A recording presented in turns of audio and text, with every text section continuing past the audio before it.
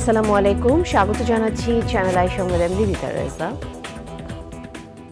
শুরুতেই জানিয়ে দিচ্ছি সুপার ফ্রেশ ফর্টিফাইড সয়াবিন তেল সংবাদ শিরোনাম। নির্বাচন আয়োজনে সময় ক্ষেপণ করবে না অন্তর্বর্তী সরকার, শিগগিরই আগামীর বাংলাদেশের রূপরেখা তুলে ধরবেন প্রধান উপদেষ্টা। জনগণ যখন চাইবে তখনই নির্বাচন দিতে হবে বলছে জামায়াত, ভারত সহ প্রতিবেশীদের সাথে সুসম্পর্ক বজায় রাখার প্রত্যয়। বিএনপির ৪৬তম প্রতিষ্ঠা বার্ষিকী আজ, পুনর্বাসন না হওয়া পর্যন্ত বন্যার্তদের পাশে দাঁড়াতে দলের নেতাকর্মীদের প্রতি ভারপ্রাপ্ত চেয়ারম্যানের আহ্বান। এবং শিক্ষকদের পদত্যাগে বাধ্য করার বিরুদ্ধে শিক্ষা উপদেষ্টার হুঁশিয়ারি, শিক্ষকদের অপমানে জড়িতদের বিরুদ্ধে ব্যবস্থার ঘোষণা।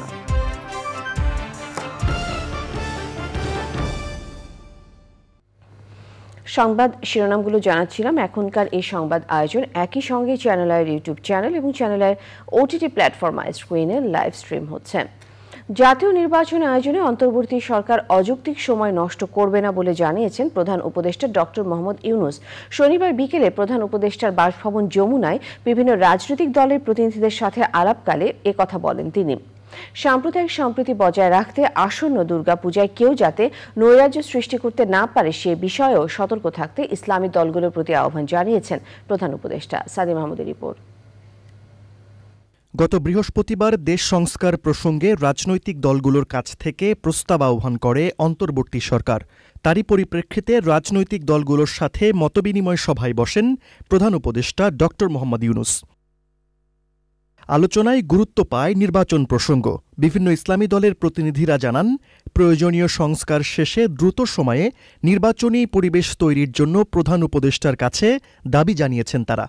প্রধান উপদেষ্টাও যৌক্তিক সময়ে দেশকে নির্বাচনের দিকে নিয়ে যাওয়ার প্রতিশ্রুতি দিয়েছেন বলে জানান নেতারা। যেন একটি যৌক্তিক সময় নিয়ে সংস্কারগুলো করে তারপরে যেন অযথা কাল বিলম্ব না করে নির্বাচনের ব্যবস্থা যেন নির্বাচনের আয়োজন করেন, সেই বিষয়টি আমরা বলেছি এবং মাননীয় প্রধান উপদেষ্টাও এই কথার সঙ্গে একমত পোষণ করেছেন যে প্রয়োজনীয় সংস্কারের পর কাল বিলম্ব না করে তারাও নির্বাচনের দিকে চলে যেতেই আগ্রহী। 12 দফা বর্তমান পরিস্থিতি মোকাবেলা করার জন্য প্রস্তাব দিয়েছি, আর 8 দফা আমরা সংস্কারের প্রস্তাব দিয়েছি।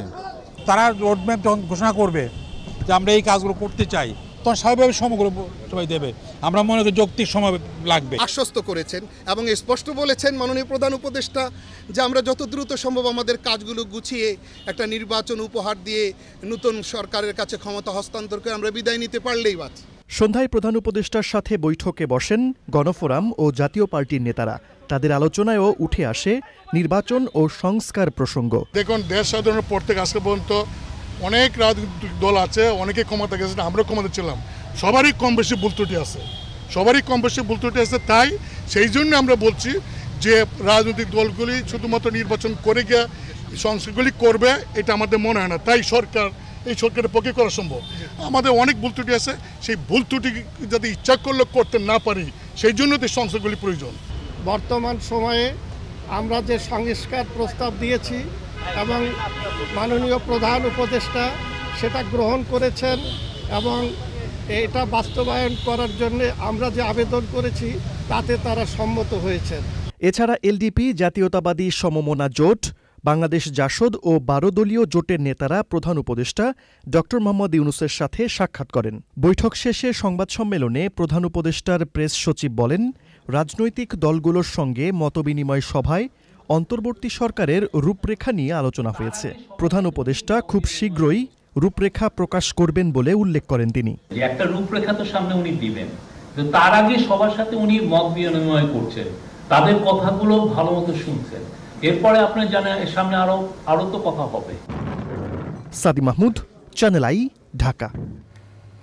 অন্তর্বর্তী সরকারকে সব ধরনের সহযোগিতা করার কথা জানিয়ে বাংলাদেশ জামায়াতে ইসলামের সেক্রেটারি জেনারেল অধ্যাপক মিয়া গোলাম পারওয়ার বলেছেন, জনগণ যখন চাইবে তখন নির্বাচন দিতে হবে। তিনি আরও বলেন, ভারত সহ প্রতিবেশীদের সাথে সুসম্পর্ক বজায় রাখতে চায় জামায়াত। তাফিমুল ইসলামের রিপোর্ট। অন্তর্বর্তী সরকার দায়িত্ব নেওয়ার পর থেকেই তাদের পূর্ণ সমর্থন দিয়ে আসছে বাংলাদেশ জামায়াত ইসলামী। রাষ্ট্র সংস্কারের কথা বলছেন দলের নেতারা, সেই সাথে জনগণের চাওয়া অনুযায়ী নির্বাচনের কথাও বলছেন তারা। সভা সমাবেশের মতো রাজনৈতিক কর্মসূচি না দিয়ে ছাত্র জনতার আন্দোলনে শহীদদের পরিবার ও আহতদের সহযোগিতা এবং বন্যার্তদের পাশে থাকার কর্মসূচি দিচ্ছে দলটি।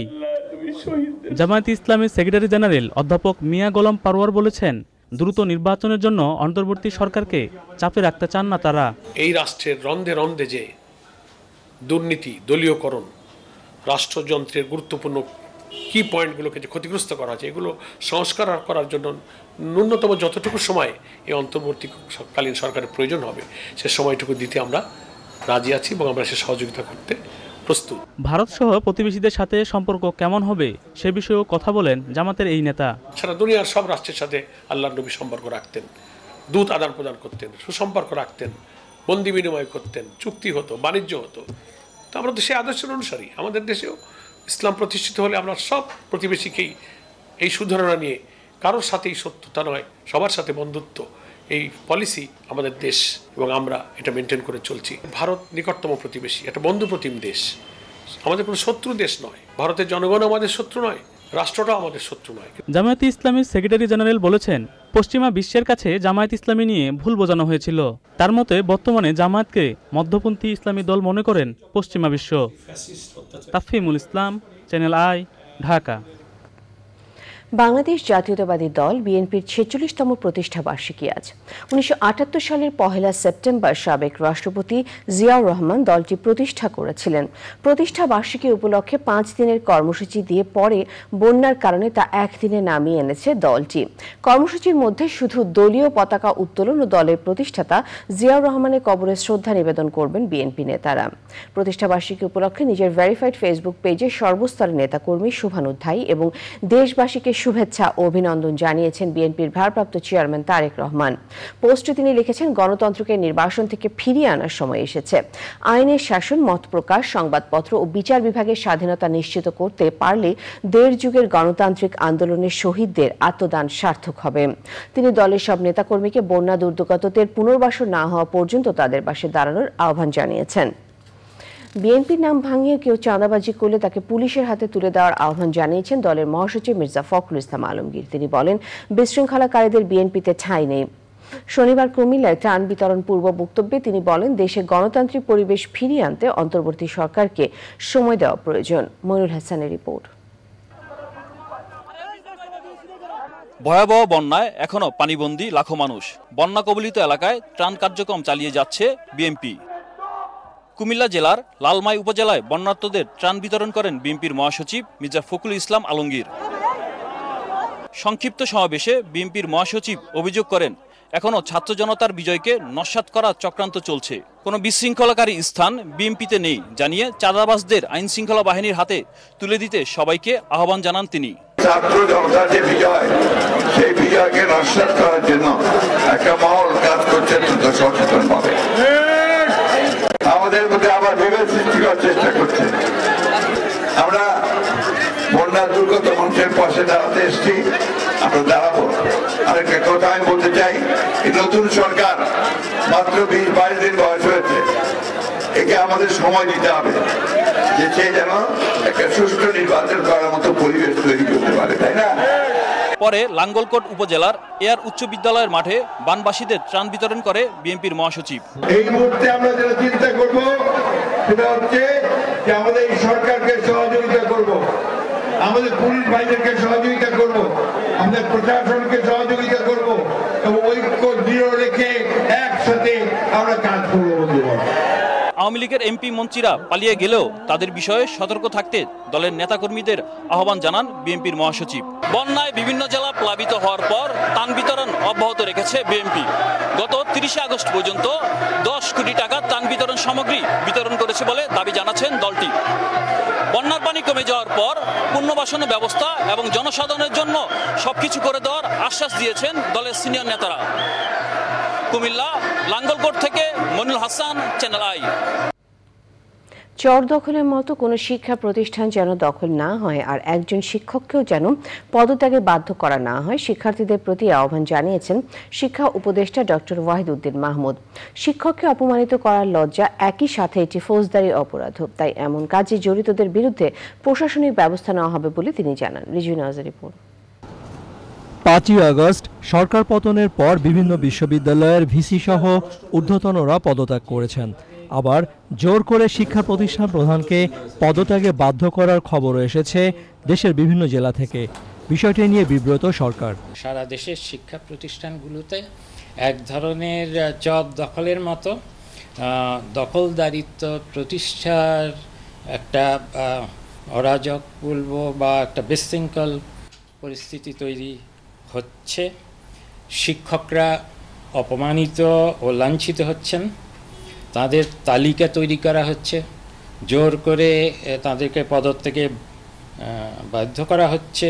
কোনো কোনো ক্ষেত্রে এটা ফৌজদারি অপরাধও। আমরা শিক্ষা মন্ত্রণালয় থেকে স্থানীয় প্রশাসনকে নির্দেশ দিয়েছি যেন এই ধরনের পরিস্থিতির জন্য যথাযথ প্রতিকারের যথাযথ ব্যবস্থা গ্রহণ করা হয়। শুধু মতাদর্শের কারণে বা দলীয় পরিচয়ের জন্যই শিক্ষকদেরকে হেনস্থা, এটা একেবারেই গ্রহণযোগ্য নয়। শিক্ষাক্রম নিয়েও কথা বলেন শিক্ষা উপদেষ্টা। আগের শিক্ষাক্রমে যেখানে শিক্ষণ পদ্ধতিও ছিল, আবার পরীক্ষার ব্যবস্থা ছিল, সেটাতে আপাতত সেই পাঠ্যক্রমগুলো, সেই পাঠ্যপুস্তকগুলো আবার ফিরিয়ে আনছি। নবম শ্রেণীতে অনেক দূর নতুন পাঠ্যক্রমে পড়াশোনা হয়ে গেছে, তাদের ওইভাবে মূল্যায়নও হয়েছে। যেই বইগুলো আছে এগুলোর ভিত্তিতেই একটা কিছু অন্তত পরীক্ষা দেখ।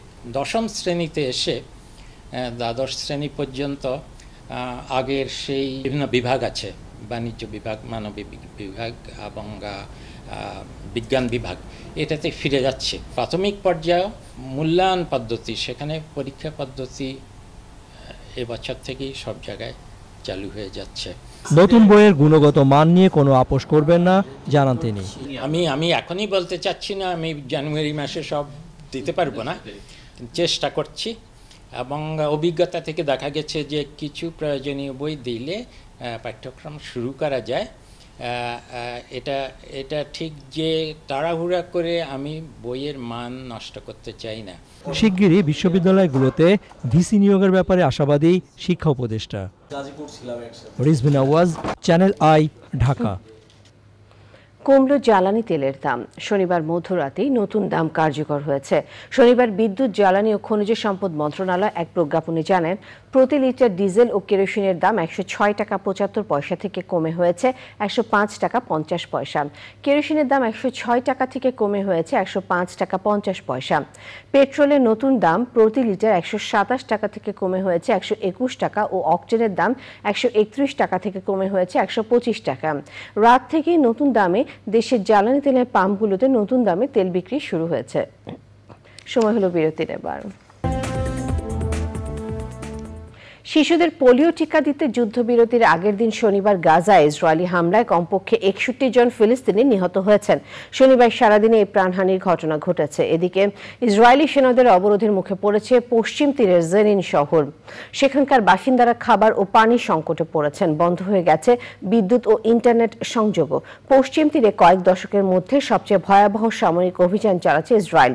মধ্য গাজায় কিছু শিশুদের পোলিও টিকা দিতে শুরু করেছে। আজ থেকে গাজায় জাতিসংঘের টিকাদান কর্মসূচি উপলক্ষে 3 দিনের জন্য মানবিক যুদ্ধবিরতিতে সম্মত হয়েছে ইসরায়েল। যুদ্ধবিরতি কার্যকর হওয়ার আগের দিন গাজার বিভিন্ন এলাকায় ব্যাপক ধ্বংসযজ্ঞ চালায় ইসরায়েলি সেনারা। গত বছরের 7 অক্টোবর থেকে গাজায় ধ্বংসযজ্ঞ চালাচ্ছে ইসরায়েল। যুদ্ধ শুরুর পর থেকে এ পর্যন্ত গাজায় 40,691 জন ফিলিস্তিনি নিহত হয়েছেন। আহত হয়েছেন 94,060 জন। কৃষি সংবাদ।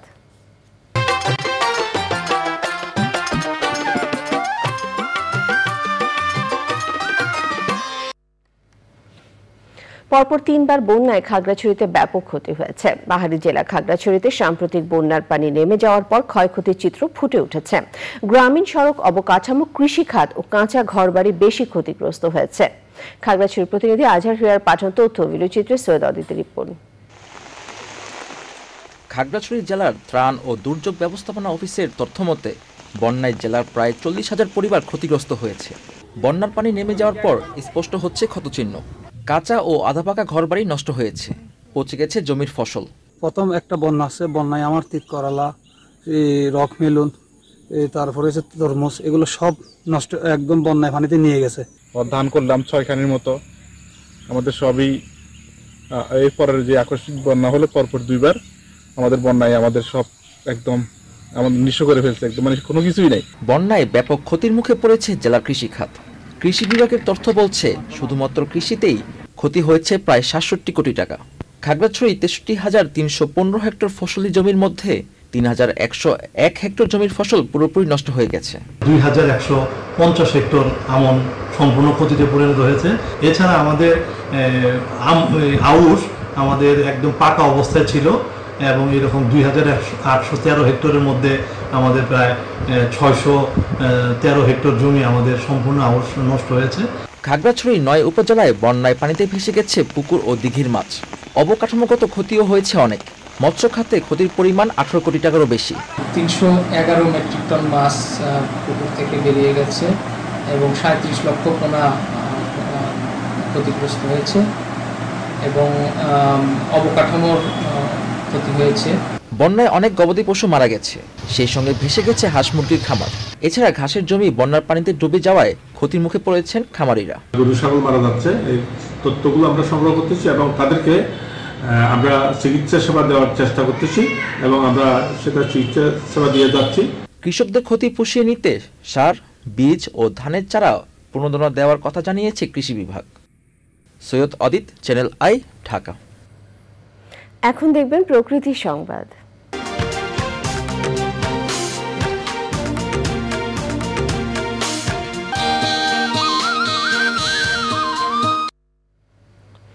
অতিরিক্ত জোয়ার ও বন্যার পানি তীব্র চাপে ভেঙে গেছে নোয়াখালীর মুছাপুর ক্লোজার রেগুলেটর। এতে নোনা পানি ঢুকেছে লোকালয়ে, নষ্ট হচ্ছে সুপেয় পানির উৎস ও বিস্তীর্ণ ফসলি জমি। সেই সাথে ছোট ফেনী নদীর তীব্র ভাঙনে দিশেহারা স্থানীয়রা। আলাউদ্দিন শিবলুর পাঠন তথ্য, ভিডিওচিত্রে আফরোজা হাসির রিপোর্ট।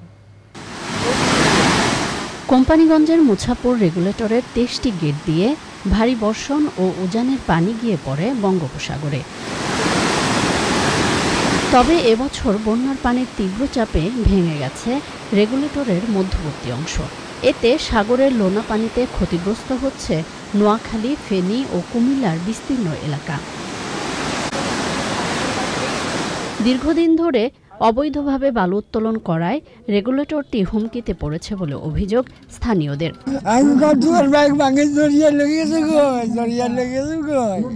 মিষ্টি পানিতে যা ভাঙে তার লবণ পানিতে প্রচুর পরিমাণে ভাঙে, যার কারণে এখন যদি 1 গুণ ভাঙে তখন 5 গুণের চেয়ে বেশি ভাঙে।